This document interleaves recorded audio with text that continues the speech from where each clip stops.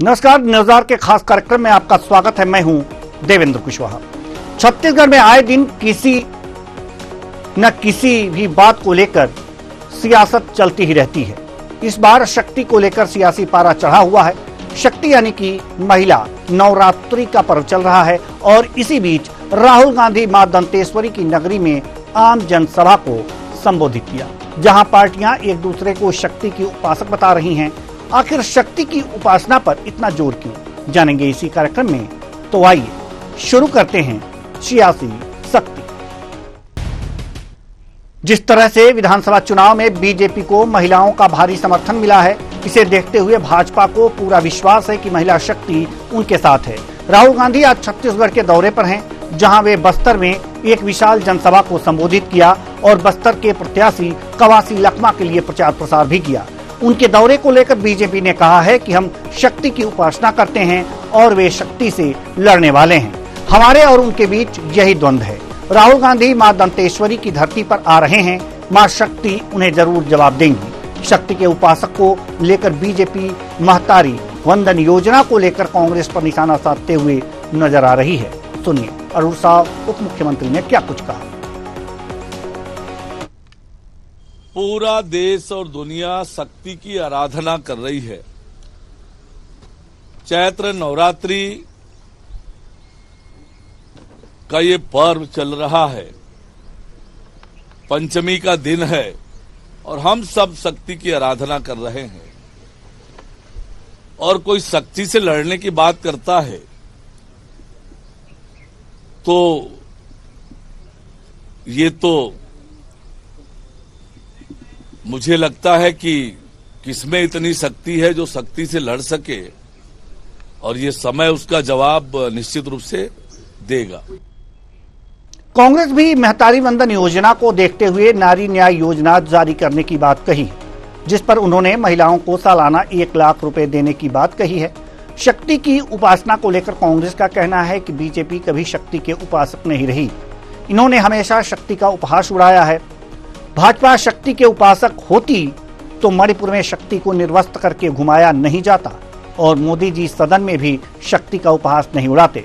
सुनिए धनंजय ठाकुर कांग्रेस प्रवक्ता ने क्या कुछ कहा। शक्ति के उपासक नहीं रही है, बल्कि भाजपा ने हमेशा से शक्ति का उपहास उड़ाया है। और राहुल गांधी जी ने तो मोदी और उनकी टीम के जो असुरी शक्ति है, जो किसानों के खिलाफ है, महिलाओं के खिलाफ है, युवाओं के खिलाफ है, उससे लड़ने की बात कही है और इन वर्गों को न्याय दिलाने की बात कही है। लेकिन भारतीय जनता पार्टी को शक्ति का मायने ही नहीं मालूम है।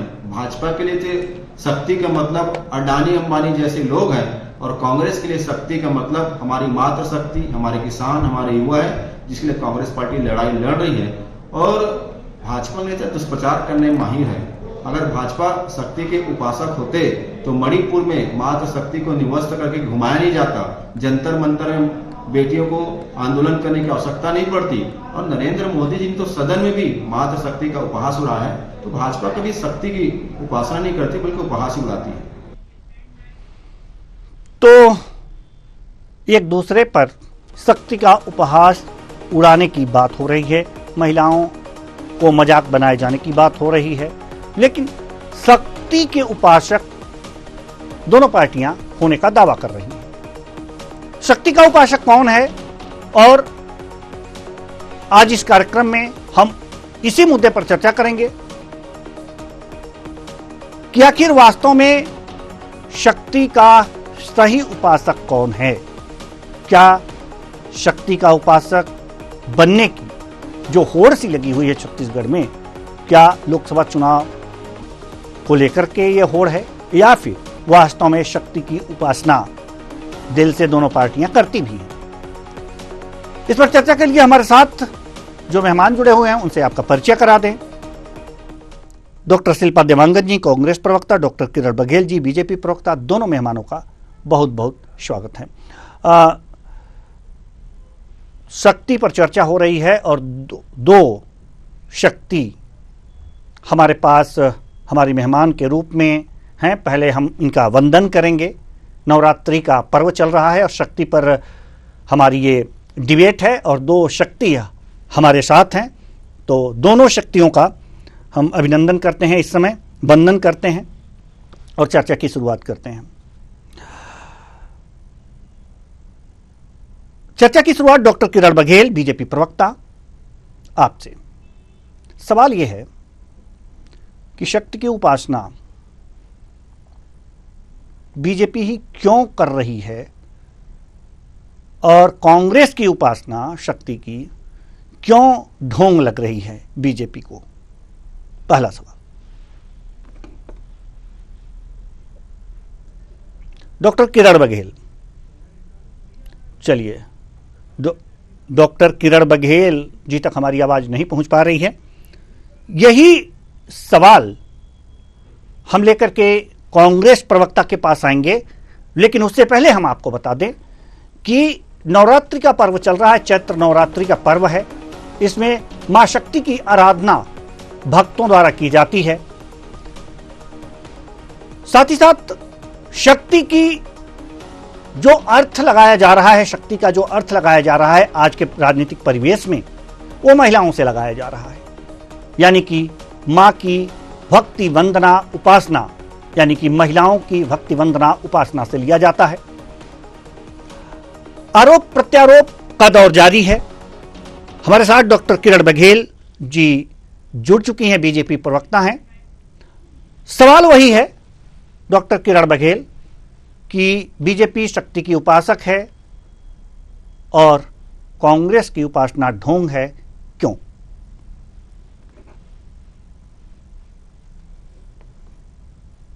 जी डॉक्टर किरण बघेल। देवेंद्र जी, आपको मेरी आवाज सुनाई दे रही है? जी बिल्कुल बिल्कुल बिल्कुल। सबसे पहले देवेंद्र जी, आपको और आपके माध्यम से आपके दर्शकों को और शिल्पा जी को चैत्र नवरात्रि की बहुत बहुत शुभकामनाएं। जी आपको भी। रही बात शक्ति की उपासक की, तो आज आप देख सकते हैं अभी राहुल गांधी दंतेश्वरी माता की धरा में आए थे सभा को संबोधित करने, और वो माता जी का नाम तक ठीक से उच्चारित नहीं कर पाए, तो भला वो किस शक्ति से लड़ेंगे या उपासक है। 70 साल राज किए इन्होंने। इमरजेंसी काल में भारत को धकेलने वाले कांग्रेस के चश्मे चिराग के मुंह से ये बातें शोभा नहीं देती। इन्होंने भारत को 70 साल राज करने के बाद महिलाओं को सदा से उपेक्षित रखा। 70 साल तक महिलाएं बाहर शौच को जाती थी, धुएं में, चूल्हे में धुएं से मुक्ति अगर दिलाई है तो नरेंद्र मोदी जी, और कहीं न कहीं मुस्लिम महिलाएं ट्रिपल तलाक से ग्रसित थी, और जो 33% किसी ने दिलाया नरेंद्र मोदी जी ने। तो राजेंद्र जी, आप खुद देख सकते हैं कि नारियों के साथ, शक्तियों के साथ अगर न्याय हुआ है तो सिर्फ भाजपा शासनकाल में, और 70 साल राज करने के बाद इन्होंने न भारत की महिलाओं से न्याय कर पाए, न ही आप अपने ही पार्टी की महिला कार्यकर्ताओं से न्याय कर पाएंगे। तो मुझे लगता है कि बात है क्रेडिबिलिटी। कौन इनकी विश्वसनीयता की बात करे तो कौन इनकी बात पर भरोसा करेगा? चाहे इनकी जो न्याय योजना चल रही है 1 लाख देने की बात करें, या हमारे छत्तीसगढ़ तो महिलाओं का भरोसेगी के साथ, गारंटी के साथ है, ना कि राहुल गांधी के साथ है। मुझे लगता है महिलाएं भाग कर मोदी जी को वोट देने वाली और पुनः केंद्र में भारत में भाजपा की सरकार और नरेंद्र मोदी जी फिर से प्रधानमंत्री बनने वाले हैं। चलिए, कांग्रेस प्रवक्ता हमारे साथ हैं डॉक्टर शिल्पा देवांगन जी। हम आपके पास आए उससे पहले हमारे साथ वरिष्ठ पत्रकार डॉक्टर संजय शेखर हमारे साथ जुड़ चुके हैं। बहुत बहुत स्वागत है आपका हमारे इस कार्यक्रम में। डॉक्टर शिल्पा देवांगन जी, हम आपके पास आना चाहेंगे, वही सवाल आपसे दोहराना चाहेंगे कि कांग्रेस उपासक है, माता की शक्ति की उपासना कर रही है। चैत्र नवरात्र में लगभग हर हिंदू वर्ग माता की उपासना कर रहा है, और आपकी उपासना सही है, बीजेपी की उपासना सही नहीं है, क्यों? नमस्कार जी, देवेंद्र जी, और नवरात्रि के पर्व की समस्त दर्शकों को बहुत बहुत बधाई और शुभकामनाएं देती हूँ। आपको भी। देखिए देवेंद्र जी, जिस प्रकार मोदी की गारंटी के नाम पर हमारे छत्तीसगढ़ प्रदेश के महतारी माताओं और बहनों से ठगी की गई है। ये इसलिए कह रही हूँ क्योंकि उन्होंने चलते चुनाव में 60 लाख फॉर्म भराए और उसके बाद जब ये सत्ता में बैठ गए, हमारी महतारियों ने, हमारी महिलाओं ने इन्हें बहुमत दिया और शासन करने का अधिकार दिया, तब ये उस फॉर्म को कचरे के डिब्बे में फेंक दिए। दूसरी बात, ये पात्र और अपात्र घोषित कर दिए। हमारी महिलाओं को महतारी वंदन की योजना से 70% महिलाओं को वंचित रखे। और इनकी नीति क्या है कि जिस प्रकार से चुनाव के चलते ये राशि देने का कार्य करते हैं और उसके बाद योजनाओं में ग्रहण लगा देते हैं। ये भारतीय जनता पार्टी का पुराना चरित्र है। पात्र और अपात्र करके नियम नीति शर्त को लगा देते हैं।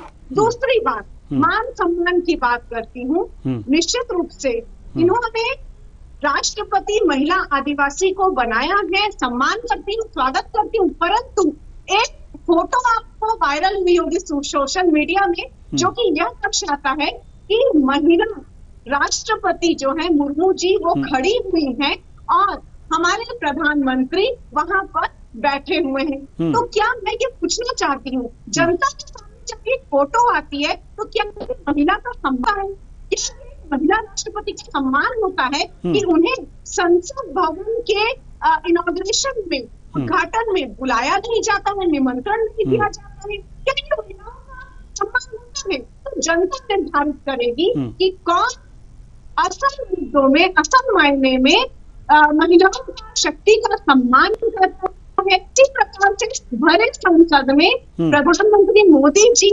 महिलाओं के विषय में कुछ भी अनर्गल बातें, अशोभनीय बातें बोलते हैं और उसके बाद खेद नहीं करते हैं। तो क्या ये इनकी नैतिकता है?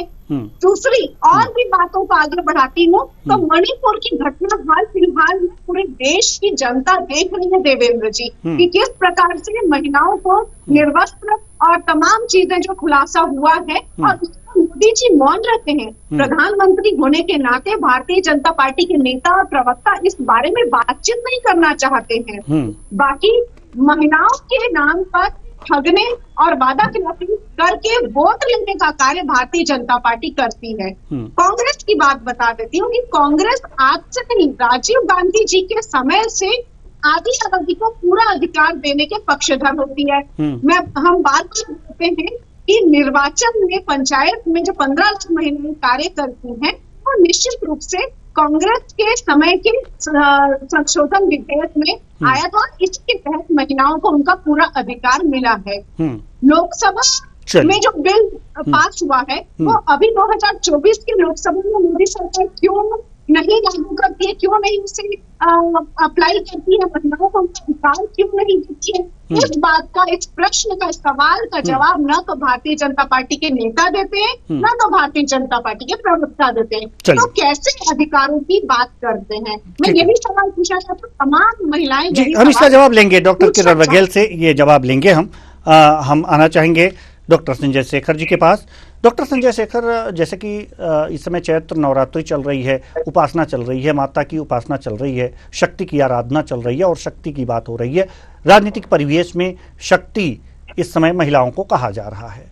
महिलाओं को सम्मान, महिलाओं को आदर, महिलाओं को आगे बढ़ाने का काम राजनीतिक पार्टियों द्वारा किया जा रहा है और इसी को शक्ति की भक्ति कही जा रही है। क्या लगता है कि छत्तीसगढ़ की राजनीति में शक्ति की भक्ति और शक्ति की महिमा किसकी ओर जाती दिख रही है? देखिए, छत्तीसगढ़ में ही नहीं पूरे देश में महिलाओं को साधने की हर संभव कोशिश की जा रही है और कांग्रेस पार्टी ने विशेष तौर पे जिस तरीके से महालक्ष्मी योजना को लॉन्च करने की बात की है, अपने घोषणा पत्र में शामिल किया है, उससे स्पष्ट होता है कि जो आधी आबादी है, जो महिला है, उस पर फोकस कांग्रेस का है। लेकिन आपको देखना पड़ेगा कि केवल कहने से नहीं होता है। आप कहते तो हैं कि आपके लिए महिलाएं जो है सर्वाधिक महत्वपूर्ण स्थान रखती है आपके एजेंडे में, लेकिन बाहर की बात तो छोड़ दीजिए, अभी छत्तीसगढ़ की बात करें। छत्तीसगढ़ में 11 लोकसभा चुनाव के क्षेत्र हैं। कहाँ है छत्तीसगढ़ में महिला कांग्रेस पार्टी की? क्या कोई भी महिला नेत्री नहीं है छत्तीसगढ़ में जिनको कैंडिडेट बनाया जा? एक जो बनाया है उन्होंने अब सरगुजा में, लेकिन आप जो कहते हैं कि आधी आबादी को आधा सम्मान, उस आधा सम्मान के दृष्टिकोण से अगर आप देखेंगे तो केवल एक महिला को टिकट देने से तो बात नहीं बनती है। आपको 33% की बात करते हैं तो 33% देना चाहिए, उससे आगे जाकर के देना चाहिए। तो दरअसल सभी राजनीतिक दलों की कथनी करनी में अंतर है। महिलाएं वोट बैंक के तौर पे देखी जाती हैं और उनके सामने क्या रखा जाए, क्या उनको, देखिए ये जो 8,500 रुपया महीने का मामला है, ये क्या है? ये एक लालच है। इस लालच के माध्यम से आप वोट उनका हासिल करना चाहते हैं, ये स्पष्ट है। नहीं तो अगर आपको उनको सब जगह शक्ति स्वरूपा को अगर सशक्त करना है तो क्यों नहीं कांग्रेस एक एग्जाम्पल खड़ा कर सकती थी कि नहीं भाई 33% जब लागू होगा, हम तो 33% जो है महिलाओं को अपनी पार्टी में आरक्षण देते हैं सारे पदों पर और टिकट भी देंगे। एक एग्जाम्पल खड़ा करना चाहिए था बीजेपी के सामने, उसे आगे भी करना चाहिए था। लेकिन दरअसल बात सभी पार्टियां करती है लेकिन नहीं करती है। बीजेपी की भी बात मैं करूंगा, बीजेपी भी कहती है, बीजेपी आरक्षण तो पास कर ली लेकिन अपनी पार्टी में क्यों नहीं दे रही है, संगठन में क्यों नहीं दे रही है? तो दरअसल महिलाओं को वोट बैंक के रूप में देखा जाता है और महिलाओं को किस तरीके से उनके वोट को ज्यादा से ज्यादा अपने पक्ष में किया जाए, कुल मिलाकर के ये कोशिश है। और यही वजह है कि अभी नवरात्रि चल रहा है तो सब लोग शक्ति स्वरूपा नारी है, शक्ति की आराधना है, ये तमाम बातें की जा रही है। लेकिन मैंने 2 मोटे तौर पे एग्जाम्पल दिया, इन दोनों में तो कहीं जो प्रतिनिधित्व मिला है या मिलता है, चाहे संगठन में हो या टिकट देने में, उसको देख करके तो लगता है कि नहीं, ये इनके कथनी और करनी में अंतर है। कहने के लिए कुछ और है और जब इनको करना होता है तो वहां पर सारी चीजें किनारे हो जाती हैं। जी, करना होता है तो सारी चीजें किनारे हो जाती हैं। बीजेपी प्रवक्ता के पास हम आना चाहेंगे। डॉक्टर किरण बघेल इस समय हमारे साथ मौजूद हैं और कांग्रेस से डॉक्टर शिल्पा देवांगन जी भी मौजूद हैं। जैसा कि डॉक्टर संजय शेखर जी ने कहा कि दोनों पार्टियों की बात है, दोनों पार्टियों की बात है, महिला शक्ति की बात है। दोनों पार्टियां जरूर महिला शक्ति की बात करती हैं, उनके आराधना की बात करती हैं, उन्हें आगे बढ़ाने की बात करती हैं, हिस्सेदारी, राजनीतिक हिस्सेदारी देने की बात करती हैं।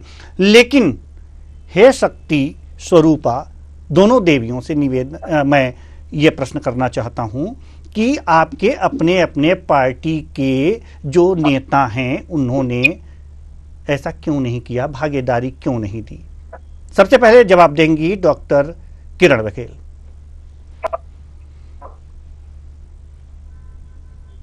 देखिए, अगर हम अपने राज्य के संगठन की बात करते हैं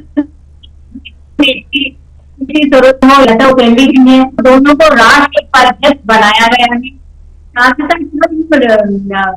मंदिर की रिपोर्ट देखते हैं तो सीतारमण जी को या सराजी जैसे कि विभाग दिए गए, एक्सटर्नल की बात करें इस बार। डॉक्टर किरण बघेल आपकी आवाज, माफ कीजिएगा डॉक्टर किरण बघेल आपकी आवाज रुक रुक करके आ रही है, तो हम चाहेंगे कि उसे दुरुस्त कर लिया जाए क्योंकि ये बहुत ही महत्वपूर्ण प्रश्न है जिसका जवाब आपसे चाहिए।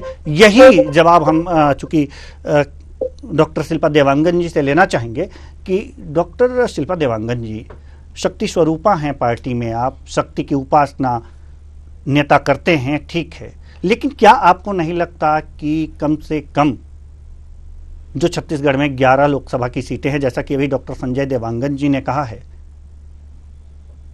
आपकी पार्टी की शक्ति स्वरूपा देवियों को भी उसमें कम से कम आधा तो देना ही चाहिए। एक सीट पर उतार दिया, क्यों? आपको कम आंकते हैं क्या कांग्रेस के लोग?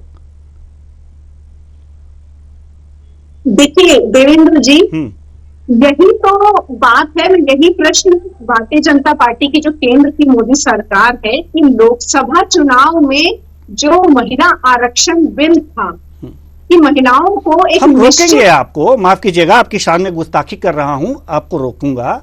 वो हम पूछ लेंगे, उसका जवाब हम बीजेपी से लेंगे, क्योंकि वहां भी महिला शक्ति हैं और यहां पर जुड़ी हुई भी हैं महिला शक्ति, क्योंकि उनकी आवाज नहीं सही तरीके से आ रही थी। तो ये अब आपसे सवाल है, आप भी तो महिला शक्ति हैं, आप भी तो देवी स्वरूपा हैं कांग्रेस में, और राजनीतिक हिस्सेदारी की बात कांग्रेस करती है, तो आप लोगों को क्यों नहीं इतनी भागीदारी दी पाई? बीच में जी बीच में इंटरप्ट कर रहा हूं। जी ठीक है। देवेंद्र जी, मैं यही कहना चाहती हूँ कि प्रत्याशी और उम्मीदवार जब चुनाव के प्रत्याशी घोषित होते हैं तो महिलाओं की भागीदारी सुनिश्चित कांग्रेस पार्टी हमेशा से करती है, चाहे वो पार्टी के अध्यक्ष की भूमिका में हो। अभी हाल में जो लोकसभा चुनाव के प्रत्याशी घोषित उसमें भी महिलाएं हैं। पूरे 11 सीटों के प्रत्याशियों की लिस्ट देख लीजिए, इसमें महिलाओं की भूमिका आएगी। और पार्टी के अध्यक्ष 11 सीटों में से नहीं 11 सीटों में से कितनी सीटों पर कांग्रेस ने उतारा है महिला शक्ति को? आप देख लीजिए, ज्योत्सना महल जी की कोरबा सीट से देख लीजिए, और सरगुजा सीट से देख लीजिए, और एक और सीट से। इस तरीके से महिलाओं को उनकी भागीदारी सुनिश्चित कांग्रेस ने की है। जी डॉक्टर संजय शेखर, आप कुछ कहना चाह रहे थे, आप अपनी बात रखिए, उसके बाद से फिर हम दोनों दो माफ करिएगा, दोनों दो हैं, दोनों को दो दिए हैं, लेकिन 33% भी नहीं होता है, नहीं होता है 33%। ये मांग तो कम से कम 3 देना था।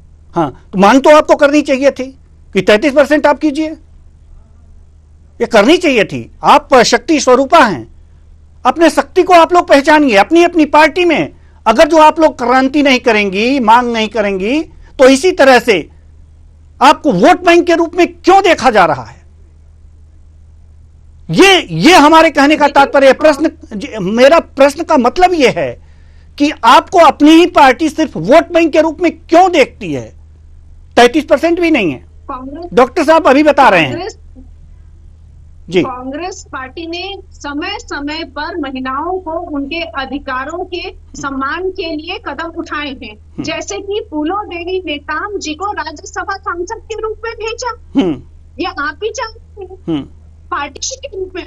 कांग्रेस के अध्यक्ष कई महिलाओं को देखे होंगे। आप बता दीजिए, इनकी जो पुरानी संगठन से दावा करते हैं आरएसएस में आज तक एक भी महिला को अध्यक्ष के रूप में क्यों नहीं बनाया? इस बात को भारतीय जनता पार्टी दे गई। आपकी बातों से लगता है नहीं, आपकी बातों से लगता है कि आप ममतामयी हैं। भले ही मतलब पार्टी से इतना मोह, इतना ममता वास्तव में देखने को मिल रहा है। महिलाओं के अंदर ही ये ममत्व देखा जा सकता है कि वास्तव में अधिकार ना भी मिले तब भी सही है। जैसे अपने पुत्रों के रूप में, चाहे अपने पति के रूप में, अगर अन्याय भी करते हैं तो चलिए ठीक है, अपने ही हैं, ऐसा इस तरह से आप प्रोटेक्ट कर रही हैं। खैर ठीक है, आप की अपनी भावनाएं हैं, इस भावना को मैं सलाम करता हूं। अब आगे डॉक्टर किरण बघेल प्रवक्ता है, पार्टी का बचाव तो करना इनका धर्म है। हाँ, लेकिन सर आप अपने अधिकार को भी तो रखना चाहिए ना, अपने अधिकार को भी पार्टी में रखना चाहिए कि कम से कम 33% तो दीजिए। हमारे इतने देवी मानते हैं, पूजा अर्चना कर रहे हैं, उपासना कर रहे हैं, महिला शक्ति को शक्ति स्वरूपा बता रहे हैं, और अधिकार देने में कोताही क्यों? पार्टी महिलाओं का सम्मान और अधिकारों की रक्षा के लिए कदम उठाती है। मैं समझ गया, वो मैंने आपको बता दिया, आप ममतामयी हैं, ठीक है, धन्य हैं। हम आ रहे हैं डॉक्टर किरण बघेल जी के पास। किरण बघेल जी, आपसे भी वही सवाल है। बहुत बीजेपी तो वास्तव में, अब आवाज आ रही है? हाँ बिल्कुल, अब आपकी आवाज आ रही है। देवेंद्र जी, देखिए किस प्रकार शिल्पा जी, जब आपने लोकसभा प्रत्याशियों की बात की तो किस तरह उन्होंने इस सवाल को दरकिनारा कर दिया, जबकि सच्चाई यही है। अगर महिला रिजर्वेशन की ये बात करते हैं, 50% रिजर्वेशन की अगर पंचायत लेवल की बात करते हैं, इतने महिला हितैषी हैं तो 50% प्रत्याशी घोषित कर सकते थे। इस बार 11 सीट में कम से कम 5 सीट या 4 सीट तो महिलाओं को दे सकते थे। खैर, शिल्पा जी की जो भावनाएं हैं वो मैं समझ सकती हूँ। इसके तीन ठीक सीट तो विपरीत दिया है। भाजपा ने कम से कम 3 महिला प्रत्याशी को मैदान में उतारा है। इसके साथ ही साथ मैं ये भी बताना चाहूंगी, अगर हमारे केंद्रीय नेतृत्व को देखे, संगठन को देखे देवेंद्र जी, तो 2 राष्ट्रीय उपाध्यक्ष सुश्री सरोज पांडे और लता उसेंडी जी को हमारी पार्टी ने राष्ट्रीय उपाध्यक्ष का दर्जा दिलाया है। और अभी जो शिल्पा जी कह रही थी महिला अध्यक्ष की, तो शिल्पा जी सिर्फ एक परिवार की एक ही महिला को कितने साल तक आप लोग ने राष्ट्रीय अध्यक्ष बना के रखा? अगर माता अपने पोस्ट से जाती है तो पुत्र उस पद पे बैठ जाता है, तो कहीं ना कहीं एक पूरी पार्टी एक परिवार के इर्द गिर्द सिमट के रह गई है। तो कम से कम वो इसी पार्टी के अध्यक्ष के बारे में तो टीका टिप्पणी ना ही करें। मैं फिर एक बार यही कहना चाहती हूँ, डॉक्टर किरण बघेल जी, हम आपसे ये जानना चाहते हैं कि जो 11 लोकसभा की सीटें हैं छत्तीसगढ़ में, बीजेपी ने कितने महिला उम्मीदवारों को उतारा है? देवेंद्र 3 महिला उम्मीदवारों को उतारा है। कोरबा से सुश्री सरोज पांडे जी, उतने से संतुष्ट हैं आप? से रूप कुमारी चौधरी जी, जांजगीर चांपा से श्रीमती कमलेश उतने से संतुष्ट हैं आप? बिल्कुल 33% रिजर्वेशन की बात करते हैं देवेंद्र जी, तो 11 सीट में 33% में 3 सीटें आती हैं। तो हमारी पार्टी ने जो घोषणा किया था उसको लागू नहीं, ये कानून नाम बनने के लागू नहीं होने की पर भी हमने अनौपचारिक रूप से इसे घोषित कर दिया और लागू भी कर दिया।